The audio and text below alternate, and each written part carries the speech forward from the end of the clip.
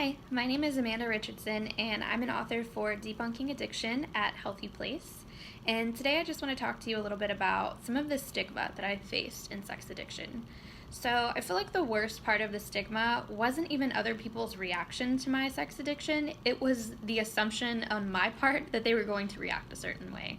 So what I mean by that is that I just lived in fear, like true fear of what everybody would think about my addiction, and I just assumed that they would put terrible labels on me and that they would assume things about me that weren't true, and they would attack my character and just break off any friendship or relationship with me, and I would just live alone in humiliation for the rest of my life, which is an extremely irrational thought, but that's how it was. And so because of that, I was isolated for a really, really long time, just always assuming that no matter who I told, they weren't going to react well, so it was just better off to not tell people.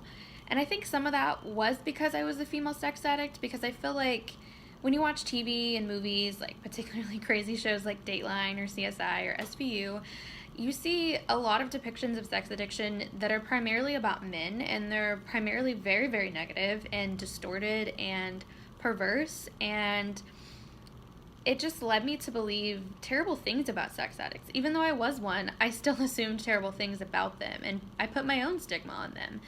And in turn, it just really created these huge walls around me and made me feel as though, one, my story wasn't valid because I'd never heard of other female sex addicts, so I thought there's just no way that this is even real, that maybe it's all in my head, I don't know. But it was really challenging, and it really, really isolated me, which I feel like is just the worst part of it all, because when you're isolated, there's no way for you to grow. There's no way for you to have the connection that's needed for you to grow in your recovery. And I feel like just shining some light on those dark shadows of shame really, really makes the biggest impact. And it made a huge impact in my recovery, because years later, when I finally did tell people about my addiction, it really, really gave me strength and hope. One, that I wasn't alone, and two, that I was still loved. You know, I mean, some of the people I told, yeah, they probably didn't react well, and maybe they thought weird things about me, I don't know.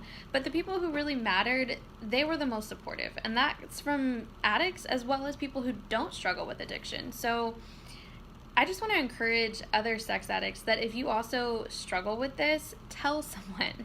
This week, tell one person about your addiction, seriously, because it will make all the difference.